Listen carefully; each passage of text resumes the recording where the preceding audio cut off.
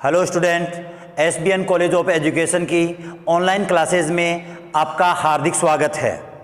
हमारा बीएसटीसी प्रथम ईयर की आज क्लास चल रही है। ऑनलाइन क्लास की ये प्रथम क्लास है। डाइट के आदेश के अनुसार जितना हमारा कॉलेज में कोर्स हो गया था उससे आगे का कोर्स आपको ऑनलाइन उपलब्ध करवाया जाएगा, और इसमें जितना हमारा पूर्ण हो गया उससे आगे का होने के बाद जैसे ही कोर्स पूरा हो जाएगा उसके बाद में हम रिवाइज भी वापस करवाएंगे। लेकिन अगर कॉलेज खुलती है तो कॉलेज में उसका रिवाइज हो जाएगा। तो आप इस महामारी के दौरान ऑनलाइन क्लास का लाभ उठाएं। आज हमारे बाल विकास जो हमारा टॉपिक चल रहा था, बाल विकास में हमने 4 पक्ष पढ़ लिए थे, जिसमें हमारा पहला था शारीरिक पक्ष, दूसरा जो था मानसिक पक्ष, तीसरा हमने पढ़ा था संवेगात्मक पक्ष और चौथा पढ़ा था सामाजिक पक्ष। लेकिन हमने कुछ टॉपिक छोड़े थे जिनमें हमारे थे सिद्धांत। सिद्धांत में जैसे हम पढ़ेंगे जीन पियाजे का सिद्धांत, वाइगोत्स्की का सिद्धांत, कोहलबर्ग का सिद्धांत, और इसके साथ ही इरिक्सन का सिद्धांत। ये कुछ सिद्धांत हमारे हैं जो सिलेबस में काफ़ी रह गए थे, और छोटे छोटे सिद्धांत हैं जिनको भी हम ऑनलाइन क्लास के रूम में अध्ययन करेंगे। तो ध्यान दें, आगे हमारा आज स्टार्ट हो रहा है जीन पियाजे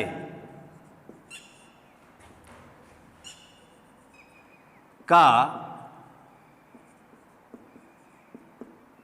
संज्ञानात्मक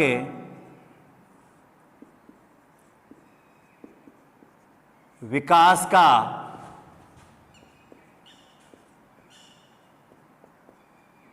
सिद्धांत। जीन पियाजे का संज्ञानात्मक विकास का सिद्धांत। अब यहां ध्यान देना, हम इस सिद्धांत में हर छोटी से बड़े हर पक्ष को लेके देखेंगे। सिद्धांतों में विशेषकर आपके कंपटीशन क्लास में भी जब आप टीचर्स की एग्जाम देते हो तो उसमें भी प्रत्येक शब्द का अर्थ पूछा जाता है। तो हम फास्टली न चल के हर शब्द का अर्थ लेके फिर आगे बढ़ेंगे। तो पहली सी जो स्थिति यही आती है कि ये जीन पियाजे कहाँ का था। तो जीन पियाजे है वो स्विट्जरलैंड का था। जीन पियाजे स्विट्जरलैंड का था। इसने संज्ञानात्मक विकास, संज्ञानात्मक विकास का मतलब है संज्ञान नए ज्ञान की उत्पत्ति होना। जैसे हमने पढ़ा था कि मानसिक विकास व्यक्ति में आयु के अनुसार बौद्धिक योग्यताओं की उत्पन्न होना और उसका सामान्य विकास होना ही मानसिक विकास कहलाता है। लेकिन बार बार हम किसी कार्य को सोच समझकर पूर्ण करते हैं, और जिसमें सबसे बड़ा जो तर्क आता है जिसे कहते हैं हम परिकल्पनात्मक तार्किक चिंतन की उपस्थिति हो जाती है, उसके बाद हमारे ज्ञान का विकास करते हैं, और वो ज्ञान का विकास हमारे अनुभव के माध्यम से होता है। तो उसे हम कहते हैं नए ज्ञान की उपस्थिति होना, और उसे कहते हैं संज्ञान। तो नया ज्ञान, योग्यताएं तो जो स्वतः आती हैं, उससे नए ज्ञान की उपस्थिति कैसे होती है उसका अध्ययन हम जीन पियाजे के सिद्धांत में करेंगे। जीन पियाजे अपने सिद्धांत में बौद्धिक क्रियाओं के बजाय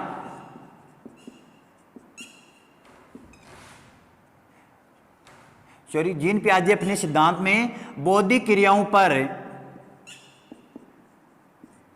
अधिक जोर देते हैं।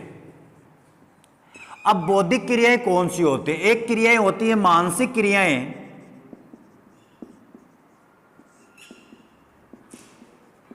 और एक होती हैं बौद्धिक क्रियाएं।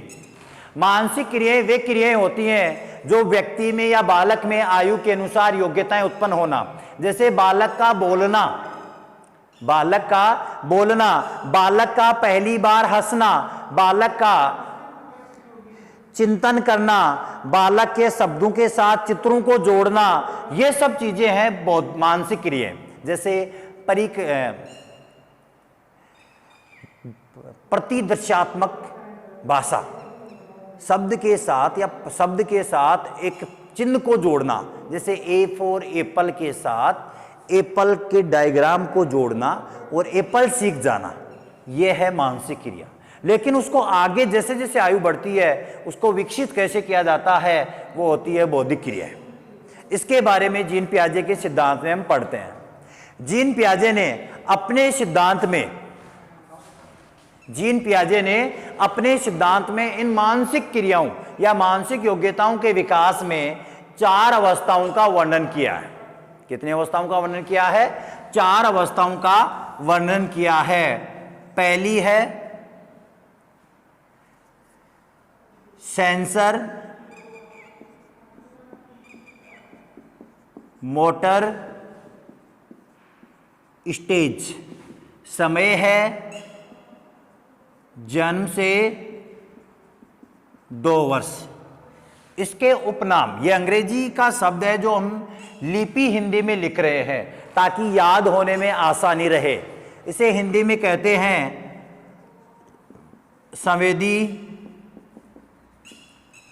गामक अवस्था, संवेदी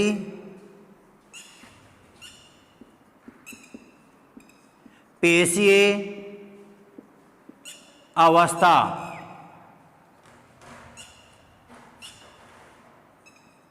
संवेदी क्रियात्मक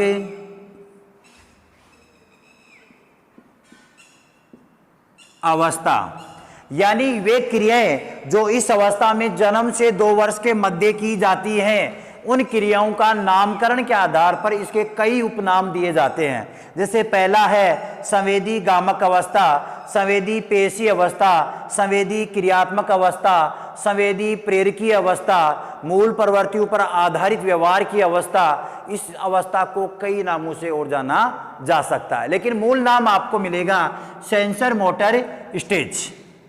दूसरी जो अवस्था है वो है pre operational stage. Pre operational stage. समय है 2 वर्ष से 7 वर्ष। इसे कहते हैं प्राक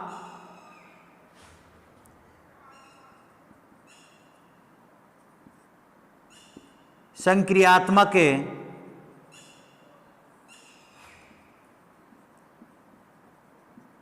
अवस्था। प्राक संक्रियात्मक अवस्था। सामान्यतः इस दूसरी अवस्था जिसे कहते हैं प्री ऑपरेशनल स्टेज, ये 2 से 7 वर्ष का समय है। इसे प्राक संक्रियात्मक अवस्था भी कहते हैं। तो इस अवस्था को भी सामान्यतः 2 उप अवस्थाओं में और विभाजित किया गया है। जैसे जिसके नाम है नंबर 1 प्री कॉन्सेप्चुअल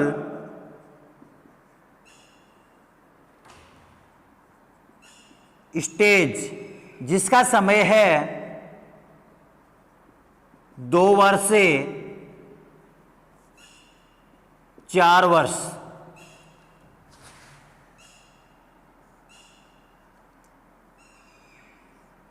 दूसरी अवस्था है उसे कहते हैं इंटेटिव स्टेज,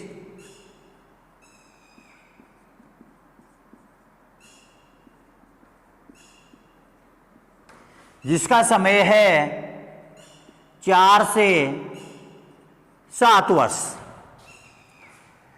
प्री कॉन्सेप्चुअल प्राक संप्रत्यात्मक अवस्था। प्री कॉन्सेप्चुअल प्राक संप्रत्यात्मक अवस्था, इंटेटिव स्टेज अंतर्दर्शी अवस्था। यहां मैं नाम लिख देता हूं इसका थोड़ा, अंतर्दर्शीय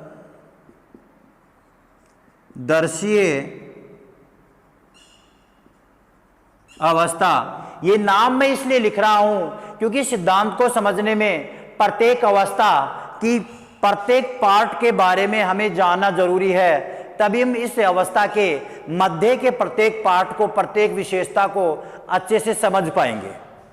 तीसरी जो अवस्था है उसे कहते हैं सामान्यतः तो मूर्त संक्रियात्मक अवस्था हिंदी में, लेकिन अंग्रेजी में कहते हैं कॉन्क्रीट स्टेज।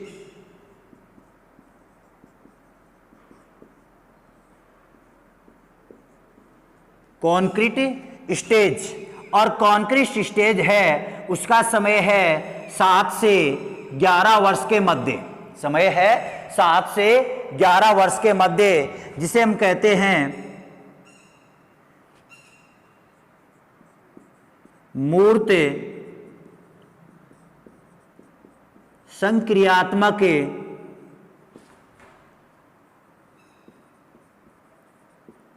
अवस्था। एक इसका उपनाम और है जिसे हम कहते हैं वैचारिक क्रियात्मक अवस्था।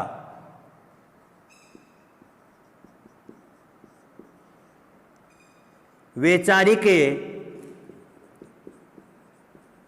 क्रियात्मक अवस्था। और चौथी अवस्था है जिसे कहते हैं फॉर्मल ऑपरेशनल स्टेज, औपचारिक संक्रियात्मक अवस्था।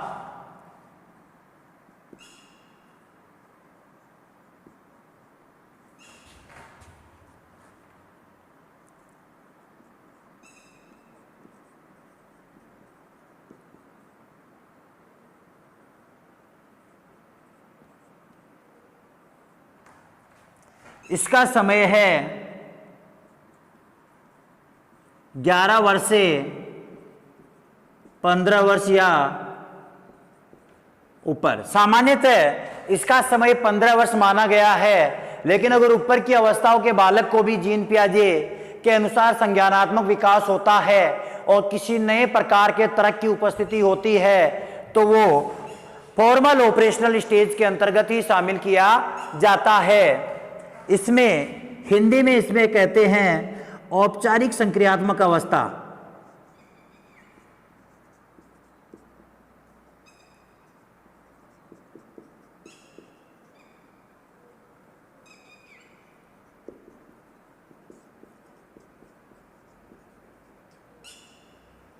औपचारिक संक्रियात्मक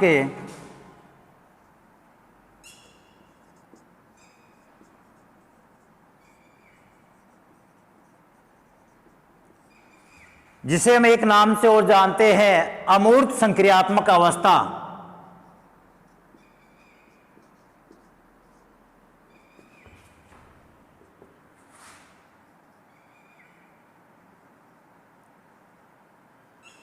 ये हैं इनके कुछ नाम। पहली स्थिति में हमें इनको रटना होगा, और इनके बारे में जानना होगा कि कौन सा शब्द हमें किस प्रकार की विचारधारा को प्रस्तुत करता है। तो एक बार मैं वापसी से इसे रिपीट करता हूं कि जीन पियाजे कहाँ का था। जीन पियाजे स्विट्जरलैंड का था, जो बौद्धिक क्रियाओं के विकसित होने पर अधिक जोर देता था। बालक के विकास में मानसिक क्रियाओं के योगदान को कम मानता था और बौद्धिक क्रियाओं के योगदान पर अधिक जोर देने वाला एकमात्र मनोवैज्ञानिक है जिसका नाम है जीन पियाजे। जीन पियाजे अपने सिद्धांत को 4 अवस्थाओं में विभाजित करता है। कितने अवस्थाओं में? 4 अवस्थाओं में विभाजित करता है। पहली अवस्था है सेंसर मोटर स्टेज। कौन सी? सेंसर मोटर स्टेज, जिसका समय है जन्म से 2 वर्ष। दूसरी इसे उपनाम, जिसे हिंदी में कहें, अब मैं कहूँगी ये लिपि है हिंदी, बल्कि याद रखने में बड़ी आसानी होगी। हिंदी में कहते हैं संवेदी गामक अवस्था, संवेदी पेशी अवस्था या संवेदी क्रियात्मक अवस्था। इस अवस्था में उन विशेषताओं को शामिल करते हैं जिन क्रियाओं को बालक फील करता है। बालक का चिंतन काम नहीं करता, ओनली बालक क्रियाओं की फीलिंग लेता है। चलना फिरना गामक क्रियाओं में शामिल होता है, वह क्रियात्मक क्रियाओं में शामिल होता है। लेकिन चलना फिरना और क्रिया करना भी उसकी संवेदनाओं पर आधारित होता है, चिंतन पर नहीं। वे सभी क्रियाएं जो चिंतन पर आधारित न होकर संवेदनाओं पर आधारित होती हैं, वे सभी किस में शामिल होती हैं? सेंसर मोटर स्टेज में। आगे देखेंगे कि वो कौन कौन सी क्रियाएं सामान्यतः जिनकी चर्चा जीन पियाजे ने अपने सिद्धांत में की है। दूसरी है प्री ऑपरेशनल स्टेज। कौन सी है? प्री ऑपरेशनल स्टेज, जिसका समय है 2 से 7 वर्ष। समय है 2 से 7 वर्ष। इसे कहते हैं प्राक संक्रियात्मक अवस्था। प्राक का मतलब होता है पूर्व। प्राक का मतलब पूर्व है, संक्रिया का मतलब नए ज्ञान की उपस्थिति होनी, यानी नए ज्ञान के साथ क्रिया होना। तो नए ज्ञान के साथ क्रिया होने से पहले की अवस्था है प्राक संक्रियात्मक अवस्था। दोबारा ध्यान देना, संक्रियात्मक अवस्था का मतलब होता है नए ज्ञान की उपस्थिति होना क्रिया के साथ। लेकिन इससे पहले जो होता है, पहले जो क्रिया होती है नए ज्ञान की, उस अवस्था को कहते हैं प्राक संक्रियात्मक अवस्था। योग्यताएं उत्पन्न होती हैं लेकिन नए ज्ञान की उपस्थिति देखने को नहीं मिलती है, इसलिए इसे कहते हैं प्राक संक्रियात्मक अवस्था। ठीक है, इसे एक नाम से और जाना जाता है जिसे हम कहते हैं अमूर्त चिंतन की अवस्था, सॉरी अतार्किक चिंतन की अवस्था। कौन सा? अतार्किक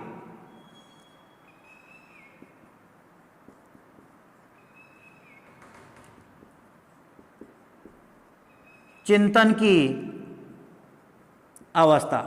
यहां ध्यान देना, यहां संज्ञान होगा या संक्रिया होगी तो तर्क होगा, लेकिन जहां तर्क नहीं होगा वहां संक्रिया नहीं होगी, इसलिए इसे पूर्व संक्रियात्मक अवस्था या प्राक संक्रियात्मक अवस्था कहा जाता है।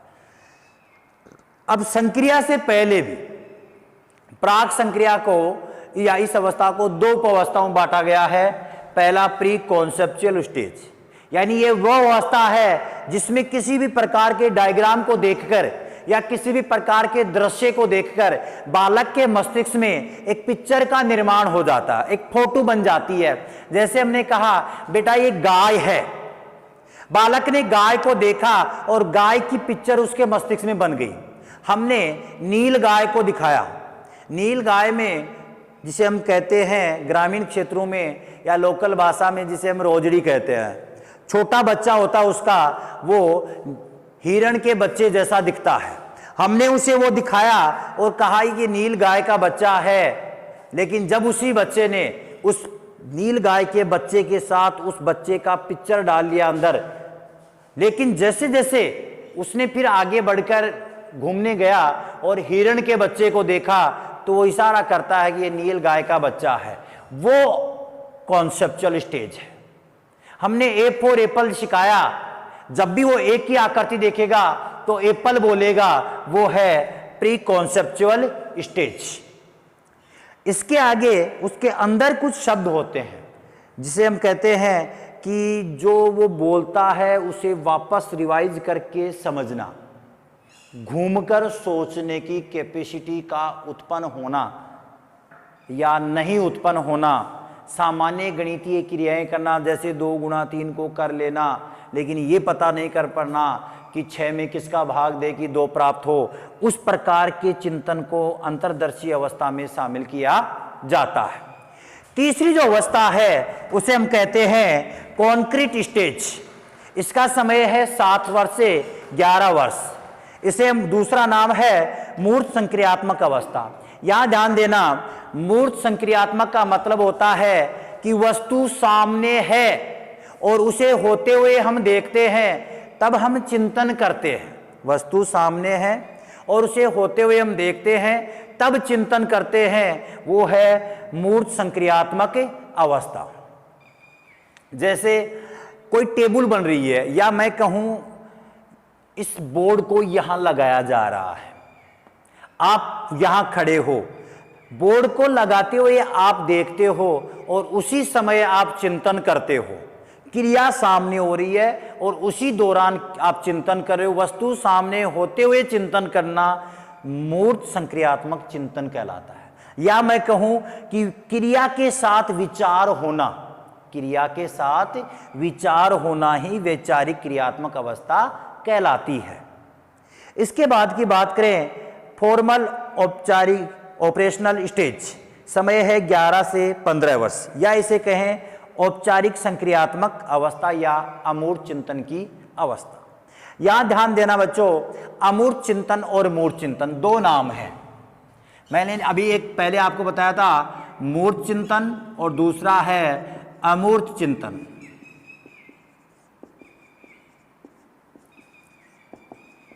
मूढ़ चिंतन में आपको बताया मैंने कि आपके सामने बोर्ड लगाया जा रहा है और तब आप चिंतन करते हो कि नहीं, इधर से नीचा है, इधर से ऊपर है, ये सही सेट हो गया, इधर से कुछ पेज सही नहीं लगा, ये चिंतन है, वो मूढ़ चिंतन है। लेकिन अगर आप विद्यालय में आते हो और ये सोचते हो आज स्कूल में जाएंगे, ये पढ़ के आएंगे, इतना याद करना है, वापस आके शादी में जाना है, घर वालों का सहयोग करना है, सुबह उठते ही पूरा प्रोग्राम कर लेते हो, कार्य आपके सामने नहीं हो रहा, लेकिन कार्य करने से पहले आप उसकी योजना बना लेते हो, उसे कहते हैं हम अमूर्त चिंतन। कि क्रिया सामने नहीं हो रही है, उससे पहले उसका चिंतन हम कर लेते हैं, वो कहलाता है अमूर्त चिंतन। इसको एक नाम से और जाना जा सकता है परिकल्पनात्मक निगमन चिंतन, परिकल्पनात्मक निगमन चिंतन, और इसे कहते हैं आगमनात्मक चिंतन। इसे निगमनात्मक चिंतन और इसे आगमनात्मक चिंतन, ये चार अवस्थाएं हमारे इस सिद्धांत में शामिल है। तो पहली क्लास में आपको यही देखना है कि इसके प्रत्येक शब्द को आपको रटना है, समझना है, ताकि हम नई क्लास, जैसे ही नेक्स्ट क्लास आए तो इसके छोटे छोटे पार्टों को लेकर हम आसानी से इसकी विशेषताओं को याद कर सके। ठीक है, ये इतना तो आपको। और दूसरी स्थिति यहां ध्यान देना कि ये नहीं कि आपने वीडियो देख लिया और आपके याद हो गया। याद करने के लिए आपको प्रत्येक लाइन को लिखना होगा। वीडियो देखते जाओ और साथ साथ अपने नोट्स बनाते जाओ और याद करते जाओ, ताकि ये कंपटीशन में भी आपके काम आएगा और कॉलेज के एग्जाम में भी आपके अच्छे से काम आएगा। धन्यवाद। तो आगे हम देखते हैं कि इनको तो आपको लिख के याद करना है। इसके बाद में हम इसकी विशेषताओं को देखते हैं कि सेंसर मोटर स्टेज की विशेषताएं क्या क्या हैं।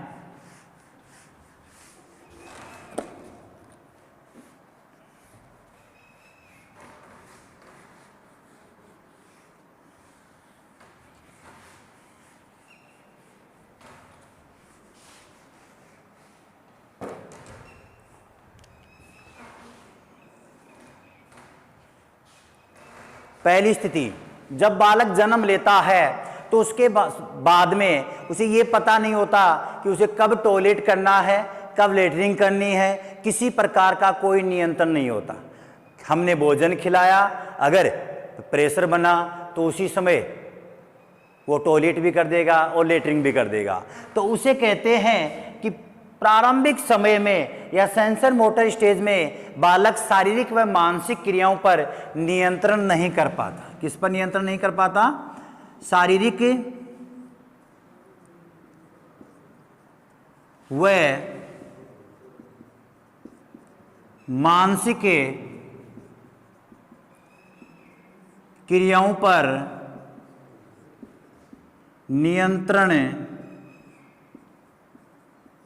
नहीं कर पाता। दूसरी विशेषता की बात करें तो बालक उन्हीं क्रियाओं को करता है जिन क्रियाओं में उसे आनंद की अनुभूति होती है, या कहें उन्हीं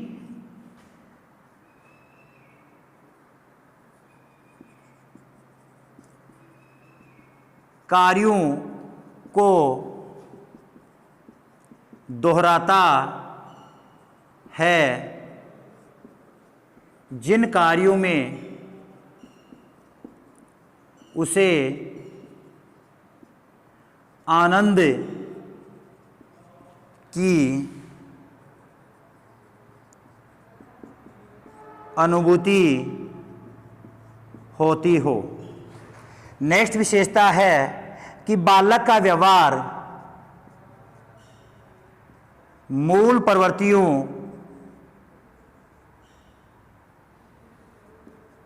पर आधारित है। इसका तो हमें पता है कि बालक उन्हीं कार्यों को दोहराता है, या रोता है, हंसता है, उसकी मर्जी है, छोटा होता है तो वैसे ही करता है। लेकिन क्योंकि उसे दुनिया से कोई मतलब नहीं, उसको अपनी संवेदनाओं से मतलब है। जैसा वो फील करता है वैसा ही व्यवहार प्रकट करता है और उसी के आधार पर उसका चिंतन विकसित होता है। नेक्स्ट है मूल प्रवृत्तियों पर आधारित व्यवहार होता है। कुछ संवेग बालक में उत्पन्न हो जाते हैं, कुछ संवेग जैसे भय, क्रोध, कष्ट, कामुकता आदि संवेग बालक में उत्पन्न हो जाते हैं। उन संवेगों के दौरान वो व्यवहार भी प्रकट करता है। कष्ट होगा रोएगा, सहज अच्छा फीलिंग होगा तो हंसेगा, डरेगा तो रोएगा, या भय की स्थिति को हमारे सामने प्रकट करेगा, या कहें कि वो पलायन की स्थिति बड़ा होने पर चलने लग जाएगा तो पलायन की स्थिति का प्रदर्शन करेगा। तो ये जो संवेग उत्पन्न होते हैं उसके दौरान मूल प्रवृत्ति उत्पन्न होती है, वैसा व्यवहार बालक इसी अवस्थाओं में प्रदर्शित करता है। इसके बाद में हम देखते हैं कि बालक है जो 1 वर्ष का होता है तो वह कुछ शब्द बोलने लग जाता है, या कहें हम कि 1 वर्ष के बालक को भाषा का ज्ञान होता है। 1 वर्ष के बालक को भाषा का ज्ञान होने लग जाता है, लेकिन इसमें एक दिक्कत होती है। एक शब्द और आता है, भाषा की अनुभूति।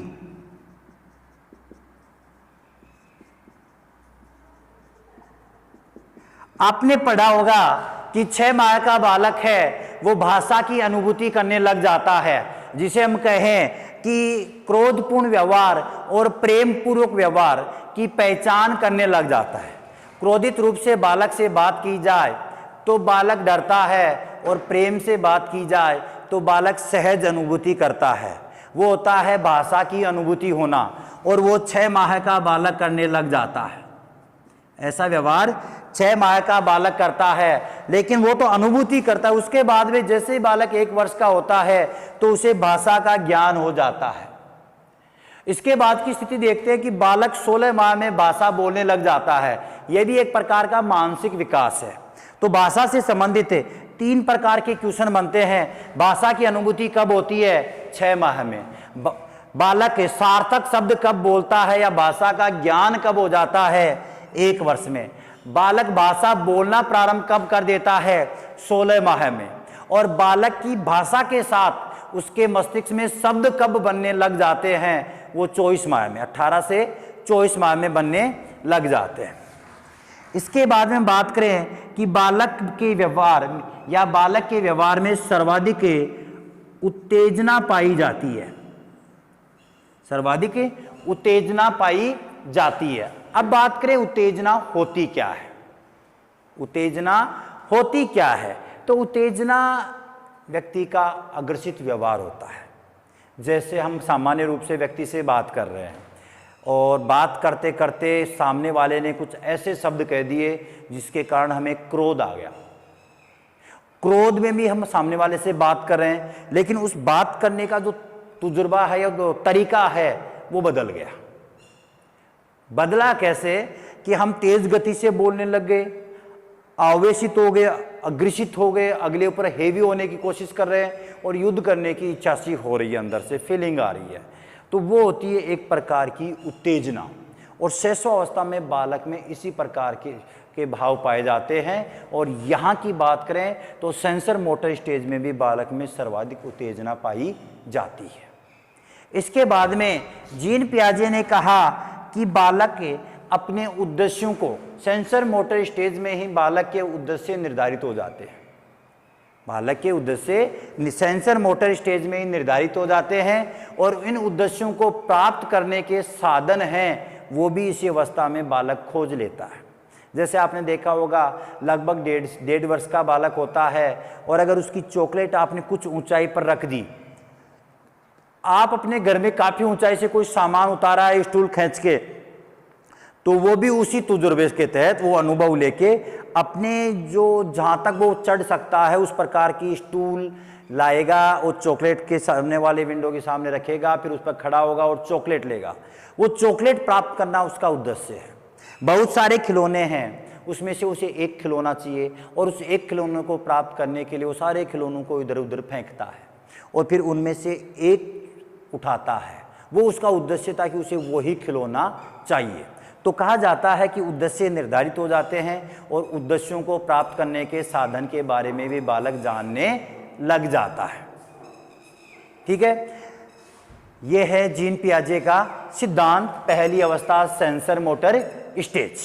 इसके बाद में नेक्स्ट अवस्था है, उसको हम नेक्स्ट क्लास में देखेंगे। लेकिन यहाँ ध्यान रखना, इनको याद करोगे तो ही नेक्स्ट वाले टॉपिक है उसमें आप अंतर कर पाओगे। नेक्स्ट अवस्था में क्या चिंतन हो रहा है, क्या नहीं हो रहा है, उसका तब कर पाओगे जब इनके बारे में आपको याद होगा तब। तो साथ के साथ जैसे जैसे पढ़ते हो वैसे वैसे इसको लिखते जाओ और याद करते जाओ। धन्यवाद। आज की क्लास समाप्त हुई।